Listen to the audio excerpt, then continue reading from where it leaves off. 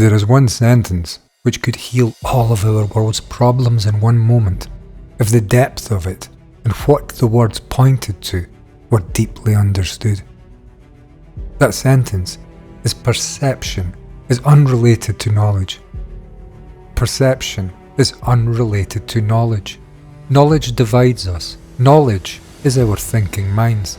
Any action coming from what we think is limited in nature to what knowledge we hold within our brain cells. This is what divides us. This man knows how to be a prince. His whole life, education, preparation, everything has been a red carpet of opulence from the day he was born, towards a privileged life position and an authority over the lives of others, for no other reason than the fact that he was born into the right family. Each of us views our communal world the same for each of us, through a screen of words and images, which are the arising movements of thought, rooted in knowledge, gathered from education and past experiences. And this is what divides us: opinions, judgments, prejudices. This is what causes us to behave so irresponsibly and despicably towards the lives of others. Divisions lead us to conflict, and we are divided because we look at our lives through oppositional states of knowledge. One person knows they are a Jew, another they are a Palestinian. Educated, conceptual, dogmatically fixed, time-bound approaches to life. One knows he is an American, another a Russian.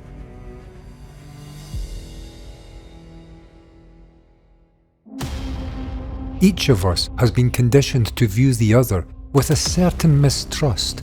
All human beings born equal, but soon divided by virtue of the life position born into, the knowledge-based education each of us partakes within, different for each of us. Is there another approach to life than through divisive knowledge? Another approach other than looking at life continuously through knowledge, through the processes of thinking? There is. The approach of perception, the approach of direct observation, void of any additional concept-based knowledge, limited in nature and so divisive between each one of us. If it is even possible, what will come to save our race would have to be an ending of our insistence in looking at the world through our thinking.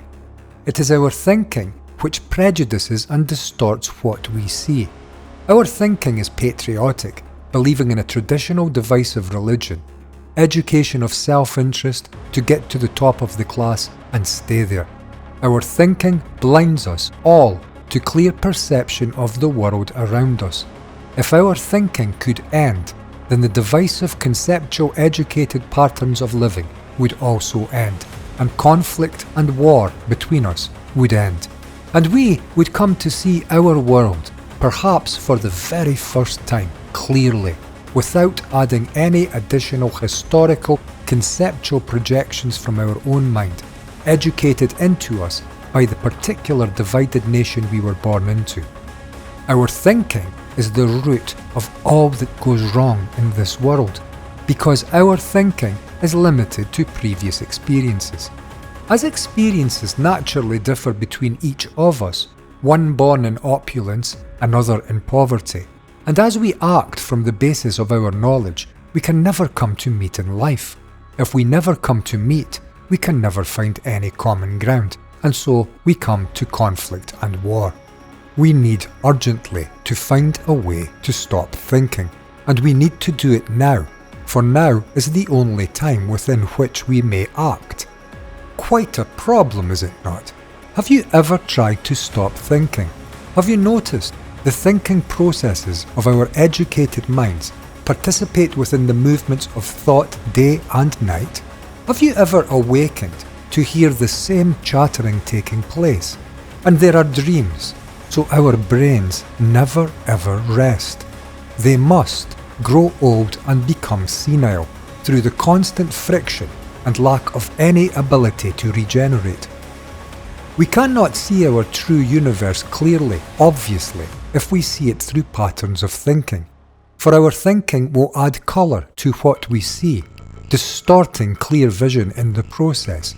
And we cannot stop thinking, for the movement of thinking is an activity of the brain, one conditioned and programmed into, and one which the brain comes to find great security, illusory as it may be, in living within.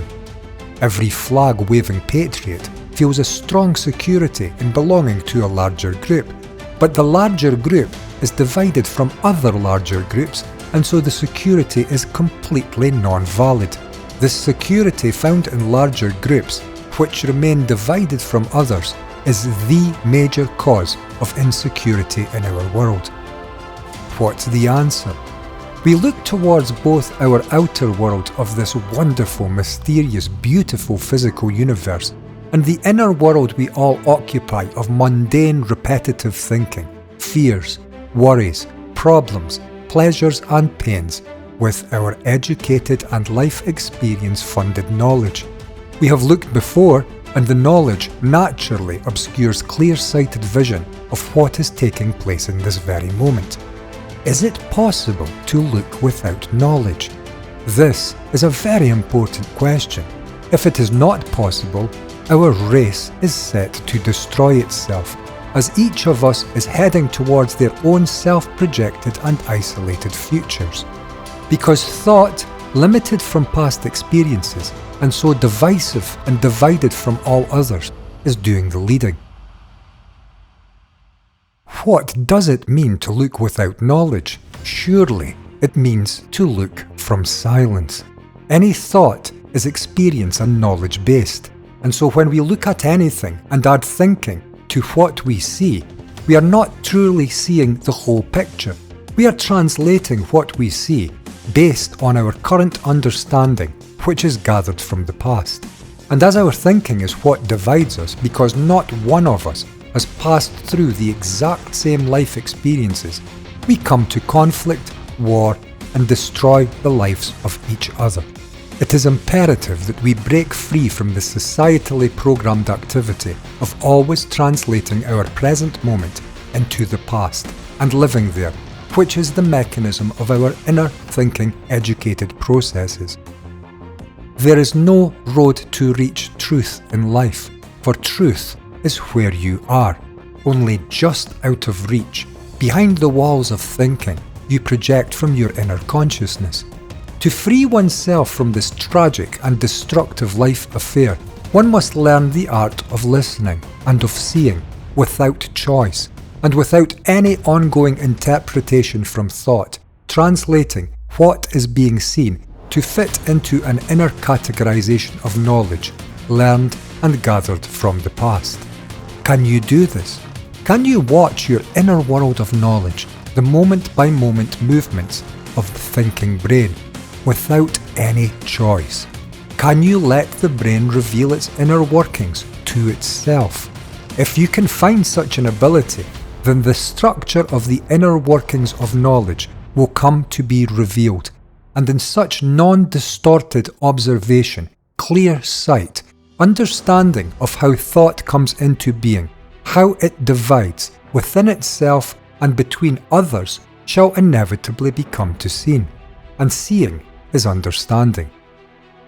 And understanding the inner educated mechanisms of your inner thinking mind is the only thing which has any potential to revolutionize our inner world. Our outer society has been built on the thought processes of each of us. If we truly want to positively impact our society, we need to get to the root of what causes so many problems for us in life. This is the divisive movement of inner knowledge, the movement of thinking, divisive between each of us. Can you come to investigate this area of life? Can you see the importance of this?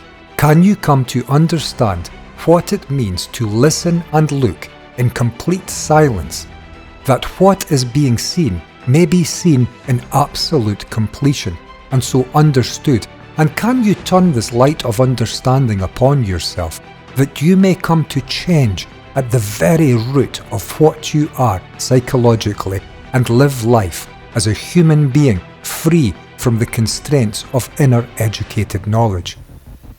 If you can, You are a flickering light in this world of complete darkness, and you are the only hope this world has of ever once again returning to its original beauty before knowledge played its divisive hand.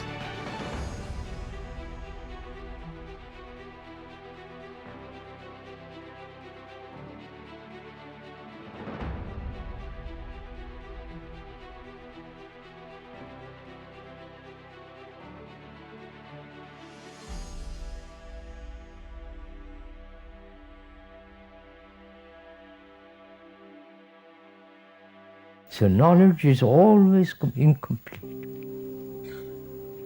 And knowledge, being incomplete, thought is incomplete. Because thought is born out of knowledge as memory, and thought is limited, right? Without memory, you have no thought. Without knowledge, there is no existence as thought.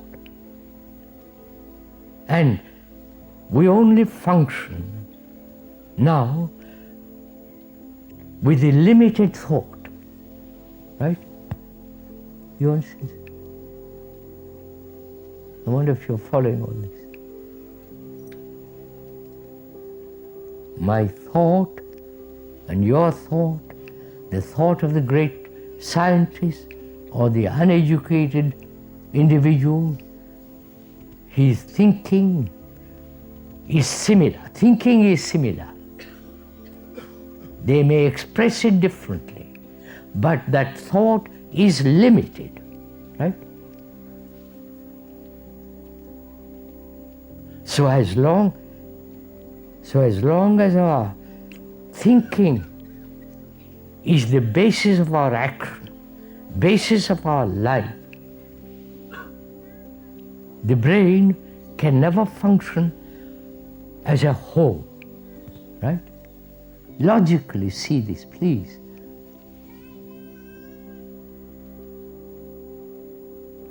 Our lives are fragmentary. I'm a businessman, I'm a scientist, I am a painter, right? And so on, so on. We're all put in categories. Therefore, our life is fragmentary because our thinking is limited, right? And therefore, it must inevitably be fragmentary. Would you accept this? Not accept it. See the fact of it. Would you? You're all so doubtful, aren't you? Because we are cutting at the very root of our life, which is thinking.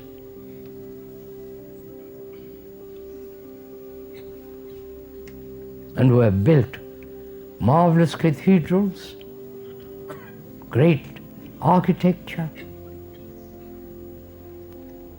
great implements of war, the computers and so on, all the product of thought. And all the things in the cathedrals, in the parish church, are the product of thought, right? Nobody can deny this. All the vestments, all the robes the priests put on is copied or part of it from the Egyptians. Thought has produced all this. And thought has also invented God.